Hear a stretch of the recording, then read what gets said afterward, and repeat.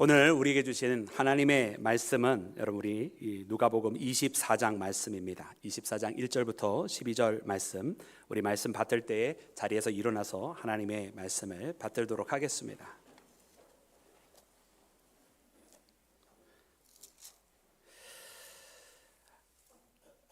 안식 후 첫날 새벽에 이 여자들이 그 준비한 향품을 가지고 무덤에 가서 돌이 무덤에서 굴려 옮겨진 것을 보고 들어가니 주 예수의 시체가 보이지 아니하더라. 이로 인하여 근심할 때에 문득 찬란한 옷을 입은 두 사람이 곁에 섰는지라. 여자들이 두려워 얼굴을 땅에 대니 두 사람이 이르되 어찌하여 살아 있는 자를 죽은 자 가운데서 찾느냐. 여기 계시지 않고 살아나셨느니라. 갈릴리에 계실 때에 너희에게 어떻게 말씀하셨는지를 기억하라. 이르시기를 인자가 죄인의 손에 넘겨져 십자가에 못 박히고 제3일에 다시 살아나야 하리라 하셨느니라 한데, 그들이 예수의 말씀을 기억하고 무덤에서 돌아가 이 모든 것을 11 사도와 모든 이에게 알리니, 이 여자들은 막달라 마리아와 요한나와 야고보의 모친 마리아라. 또 그들과 함께한 다른 여자들도 이것을 사도들에게 알리니라. 사도들은 그들의 말이 허탄한 듯이 들려 믿지 아니하나 베드로는 일어나 무덤에 달려가서 구부려 들여다보니 세마포만 보이는지라. 그된 일을 놀랍게 여기며 집으로 돌아가니라. 아멘. 자리에 앉겠습니다. 할렐루야. 우리 주님의 크신 은혜와 능력이, 또 그 부활의 생명이 오늘 사랑하는 모든 여러분과 함께 하시기를 주의 이름으로 축원합니다. 여러분 예수님의 부활, 여러분 그 부활은 우리를 위한 부활이며, 여러분 그 생명은 우리에게 선물로 주신 하나님의 은혜인 줄로 믿습니다.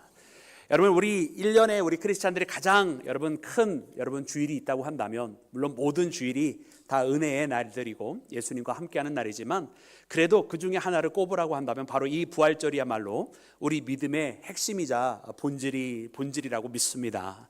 그래서 이 부활절을 섬기는 우리 모두가 여러분 그 예수님의 그 십자가를 바라볼 때 이 십자가가 슬픔으로 맞춰진 십자가가 아니라 바로 승리로 우리에게 여러분 이 생명을 주신 십자가임을 깨닫고, 여러분 오늘 이 시간 함께 기쁨으로 주님 앞에 예배하기를 주의 이름으로 축원합니다. 만약 부활이 없었다라고 한다면 여러분 우리가 믿는 모든 것들이 다 허사일 것입니다. 만약 부활이 없었다라고 한다면 우리가 생각하는 모든 것이 단순한 동정심에 불과할 것입니다. 그러나 사랑하는 여러분, 예수님의 부활은 여러분 사실이었고 현실이었고 또한 역사인 줄로 믿습니다. 예수님의 그 부활이 역사적인 사건인 것은 그때 당대로만 끝나는 것이 아니라 오늘 이 시대를 살아가는 믿음의 사람들 또한 죽음과 사망의 권세를 두려워하지 않고 살아갈 때에 여러분 우리에게도 현재적으로 일어나는 분명한 현실임을 고백하는 우리 모두가 되어야 할 줄로 믿습니다. 그러므로 사랑하는 여러분, 예수님의 부활은 여러분 한 명의 사건으로 끝난 것이 아니라 주님께서 과연 말씀해 주셨듯 첫 열매가 되시고, 여러분 우리 모두는 그 뒤를 잇는 여러분 또 다른 부활의 열매라고 하는 것입니다. 그러기에 예수님께서 죄와 사망을 이기셨듯 우리 또한 죄와 사망의 권세를 이기는 믿음의 자녀가 되기를 주의 이름으로 축원합니다. 우리 크리스찬들은 예수님의 부활이 있기 때문에 결단코 나약한 크리스찬들이 아닙니다. 우리는 연약한 크리스찬들이 아니고 세상에 여러분 굴복하는 크리스찬들이 아닙니다. 예수님의 부활이 우리에게 말씀해 주시는 것은 우리는 능히 세상의 모든 권세를 이길 수 있는 하나님의 자녀가 되었다고, 우리는 능력 있는 하나님의 백성이 되었다고 분명하게 깨닫게 하시고 알려주시는 사건이었는 줄로 믿습니다. 그러므로 이 부활절을 맞이하여 여러분 능력을 가지고 살아가는 믿음의 자녀가 되시기를 다시 한번 주의 이름으로 축원합니다. 여러분 오늘 말씀 가운데 보니까 여러분 예수님의 그 돌무덤을 찾아간 여러분 여인들이 있었습니다. 여러분 그들이 그 자리에 갔었던 이유는 무엇이었을까요? 이 향품을 가지고 예수님의 장례를 준비하러 여러분 그렇게 갔었습니다. 그러나 그들이 가지고 있었던 고민은 무엇인가 하면, 누가 우리를 위하여 이 돌, 여러분 그때 당시에는 이 돌을 파가지고 큰 바위로 그 입구를 막아놓는 그런 무덤이었으니까 여인들이 이야기하기를 누가 우리를 위하여 저 돌문을 열어줄 거라고 고민을 하고 있었어요. 그러면 거기에서 예수님의 시신을 발견하고 그리고 그 장례를 여러분 치를 수, 나머지 그 이어지는 절차들을 치를 수 있을 것인데 말입니다. 그러나 사랑하는 여러분, 이 여인들의 이와 같은 고민은 여러분 기우에 불과했습니다. 여러분 그 자리에 갔었을 때는 이미 여러분 그 돌 무덤을 막고 있었던 그 바위가 한쪽으로 굴러가 있는 것이었어요. 여러분 이 돌무덤이 이렇게 굴러가 있는 것은 결단코 우연히 될 수가 없는 것이거든요. 마태복음 말씀해 보면 거기에 있는 이 유대 지도자들이 그때 당시에 제자들에게 예수님께서 하신 말씀을 잘 기억하고 있더라고요. 저들이 말하기를 사흘 만에 다시 부활하리라고 한다고. 그러니 저 빌라도한테 가서 한 이야기가 뭐냐, 이 무덤을 임봉을 치라고 이야기를 하는 거예요. 그리고 경비병을 늘려달라고 하는 거예요. 분명히 사흘 후에 다시 난다고 하니 저들이 무슨 일을 할지도 모른다고 하면서 말입니다. 그러니까 빌라도는 예수님의 그 무덤, 여러분 아리마대 요셉이 예수님을 모셨던 그 무덤에다가 그냥 내버려 둔 것이 아니라 그 무덤을 돌로 막아놓고선 그리고 인을 쳐놓았어요. 그것을 절대로 열지 못하도록, 행여 누가 열면 그걸 알아볼 수 있도록 임봉을 해놨단 말입니다. 그리고 경비병을 늘려놨었습니다. 그런데 여러분 사흘째 되던 날 어떤 일이 벌어졌습니까? 여러분 거기에 여러분 그 돌무덤은 치워져 있는 거예요. 그리고 그 경비병들은 어디로 갔는지 다 사라지고 없었어요. 이유가 무엇인가? 바로 주의 사자가 거기에 나타났고, 여러분 그 주의 사자 앞에 여러분 인간 경비병들은 아무것도 할 수 있는 일이 없었으며, 여러분 예수님은 다시 부활하셨는 줄로 믿습니다.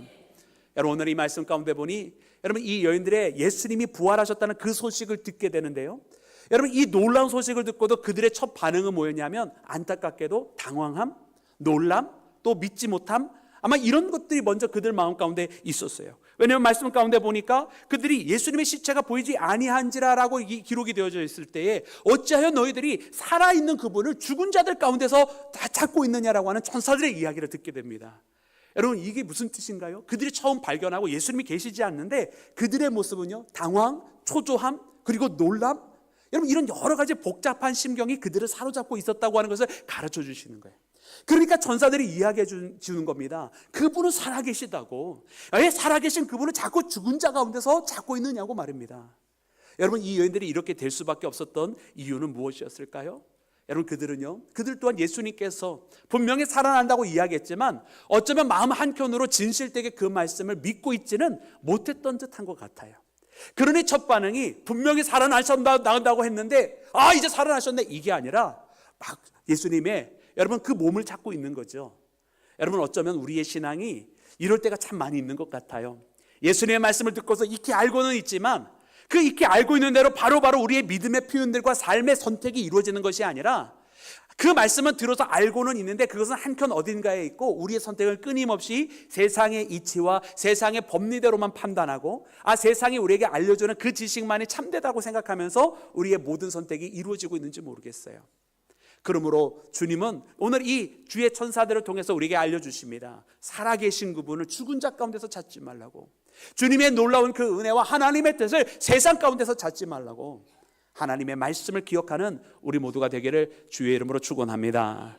그러므로 여러분 세상에 살아가다 보면 여러분 하나님의 말씀을 잊어버리게 되는 거예요. 하나님께서 말씀을 해주셨는데 그 명령을 까먹게 되는 거예요. 그래서 여러분 오늘 말씀 가운데 보니까 여러분 주의 명령을 기억하라라는 말씀이 나와요. 기억하라 말입니다. 주님께서 뭐라고 말씀하셨는지 다시 한번 기억하라. 여러분 오늘 말씀 6절에는 이렇게 기록하고 있습니다. 우리 다 같이 합독해서 읽겠습니다. 6절입니다. 시작. 여기 계시지 않고 살아나셨느니라. 갈릴리에 계실 때에 너희에게 어떻게 말씀하셨는지를 기억하라. 아멘. 그리고 그 말씀의 골자는 7절에 기록되기를 십자가에 못 박히고 다시 살아나리라고, 사흘 만에 다시 살아나리라고 이 말씀을 기억하라고 이야기를 해주는 거예요. 과연 그래서 여러분 누가복음 9장 말씀에 갔더니 그 9장 말씀에 예수님께서 말씀하여 주신 것을 기록하고 있는데 이렇게 기록을 하고 있습니다. 우리 다 같이 그 말씀 한번 읽어볼까요? 시작. 이르시되 인자가 많은 고난을 받고 장로들과 대제사장들과 서기관들에게 버림받아 죽임을 당하고 제3일에 살아나야 하리라 하시고. 아멘. 또한 44절. 이 말을 너희 귀에 담아 두라. 인자가 장차 사람들의 손에 넘겨지리라 하시되. 아멘. 여러분 예수님께서는 이렇게 갈릴리에 계실 때 말씀해 주셨어요. 그리고 사실은요 이 갈릴리의 메시지를 처음으로 시작해서 이때뿐만 아니라 계속 그들과 함께 예루살렘으로 오면서 총 4번이나 그들에게 이와 같은 일이 있을 것이라고 말씀을 해 주셨다라는 말이에요. 그 말씀 가운데는 고난만 있는 것이 아니라 분명히 사흘 후에 다시 부활하실 것이라고 하는 부활의 메시지가 있었다라는 말이에요. 할렐루야. 그런데 어떻게 했어요? 잊어버렸다는 거예요. 그런데 어떻게 했어요? 믿지 못했다는 이야기예요. 여러분 왜 믿지 못했을까요? 왜 잊어버리게 되었을까요? 왜 그 사실을 망각하게 되었을까요? 분명 죽음이라고 하는 것이 그들에게는 너무나 큰 충격이었고 그들 스스로의 힘으로는 이길 수 없는 또 부정할 수 없는 그것이 현실이라고 그들은 생각했던 아마 그와 같은 사건이었기 때문에 그렇습니다. 그러니 많은 사람들이 뭐라고 이야기합니까? 믿음의 사람들에게 믿음의 선택을 하고자 할 때에 야, 현실 부정하지 마. 야, 현실을 인정해. 네가 당한 상황은 이거야 라고 여러분 세상이 말해요. 세상만 그렇게 말하는 것이 아니라 심지어 내 마음 한켠 속에서도 맞아, 이게 내 현실인데, 아, 이게 내가 지금 당면하는 상황인데 이걸 인지하지 않고 어떻게 하나 이렇게 이야기한다란 말이죠. 여러분, 근데 그 마음이 얼마나 무겁고 얼마나 힘든 것이었으면 주께서 주신 말씀까지 잊어버리게 되는 것일까요? 여러분, 그런데 예수님의 부활은 무엇입니까?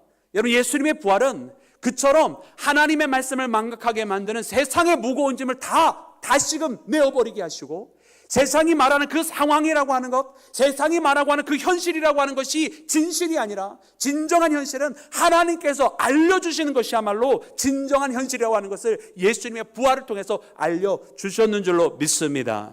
믿음이라고 하는 것은 내가 보이는 것, 객관적인 사실이 전부가 아니라 그것 위에 세상의 객관적인 사실 그 위에서 초월적으로 역사하시는 하나님의 능력이 분명히 있음을 알려주시는 것이 바로 부활의 사건인 줄로 믿습니다.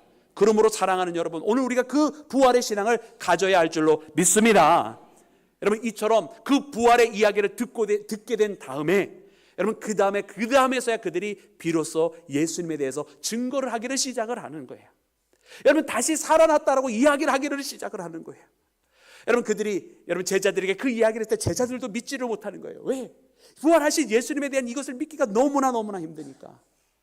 여러분, 그러나 예수님이 부활하셨다고 하는 것이 여러분 그들에게 들려지기를 시작하고 살아나신 예수님을 다시 만나게 되었을 때 그 말씀들을 다시 한번 확고하게 붙잡게 되었는 줄로 믿습니다. 여러분, 엠마오로 돌아가던 그 제자들에게 여러분 불평이 나고 우리의 지도자들이 그를 죽였다라고 이야기를 하고 있었을 그때에 여러분 예수님께서 나타나셔서 그들에게 해주셨던 것이 무엇입니까? 선지자로부터 있었던 모든 말씀들을 다시금 그에게 가르쳐 주신 것 아닙니까? 왜냐하면 이 사건은 너무나 충격적이었기 때문에 그들이 선지자로부터 있었던 모든 말씀에 대해서 듣기는 했었지만 깨닫지 못했고 알고는 있었지만 믿지 못하고 있었기 때문입니다. 그러므로 예수님의 부활은 그들로 하여금 잊어버렸던 말씀을 되찾게 하신 사건이었는 줄로 믿습니다. 또한 여러분, 오늘 본문 말씀 24장의 44절부터 48절에 보면 이렇게 기록이 되어 있습니다. 우리 다 같이 함께 본문 말씀 함께 읽도록 하겠습니다. 다 같이 합독합니다. 시작. 또 이르시되 내가 너희에게 말한 바 곧 모세의 율법과 선지자의 글과 시편의 나를 가리켜 기록된 모든 것이 이루어져야 하리라 한 말이 이것이라 하시고 이에 그들에게 마음을 열어 성경을 깨닫게 하시고 또 이르시되 이같이 그리스도가 고난을 받고 제3일에 죽은 자 가운데서 살아날 것과 또 그의 이름으로 죄사함을 받게 하는 회개가 예루살렘에서 시작하여 모든 족속에게 전파될 것이라 기록되었으니 너희는 이 모든 일의 증인이라. 아멘. 할렐루야. 여러분, 예수님의 말씀은 언제 비로소 그들이 깨닫게 되었습니까? 예수님께서 부활하신 다음에 비로소 깨닫게 된 거예요. 선지자로부터 알려졌던 그 모든 말씀들이 언제가 되어서야 비로소 그들에게 진실이 되었습니까? 바로 예수님의 부활과 함께 여러분 그 모든 것이 진실이 되었고 그들에게 변치 않는 진리가 된 것을 발견하는 우리 모두가 되기를 주의 이름으로 축원합니다. 그러므로 사랑하는 여러분, 우리가 이 말씀을 믿고 오늘 이 한 해는 우리가 매일 말씀과 동행하는 한 해인데 이 말씀이 우리에게 언제 진리가 되냐면 예수님에 대한 이 부활이 내 마음속에 확실히 되어질 때란 말입니다. 그렇지 아니하면 어떻게 됩니까? 세상에는 온갖 걱정과 세상에는 온갖 상황들이 나로 하여금 끊임없이 낙담하게 하고 내게 알려주신 그 말씀조차 잊어버리게 만드는 것이 바로 부활신앙이 없는 자들이 세상 가운데 살아갈 때 나타나는 현상이라는 거예요. 그러므로 사랑하는 여러분, 오늘 예수님의 이 부활절을 맞이하여서 다시 한번 예수님 부활하셨음을 확고하게 믿고 내게 주신 이 말씀이 비로소 이제는 나에게 현실이 되었다라고 나에게 진리가 되었다라고 고백하는 우리 온 교회가 되기를 주의 이름으로 축원합니다. 우리 예수님 부활하셨습니다. 우리 예수님 진정으로 부활하셨습니다. 그 부활의 생명이 우리에게 있는 것을 믿는 우리 온 교회 되기를 주의 이름으로 축원합니다.